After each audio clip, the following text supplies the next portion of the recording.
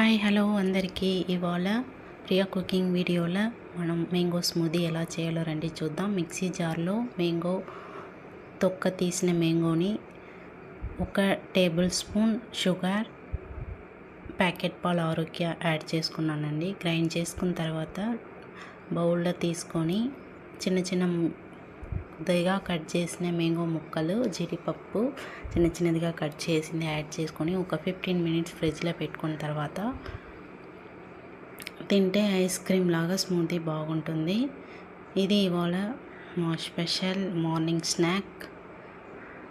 పిల్లలైతే స్కూల్కి వెళ్ళిన తర్వాత బ్రేక్ఫాస్ట్ తింటారు. అంతకుముందు నేను ఏదో ఒక జ్యూస్ ఇస్తూ ఉంటాను.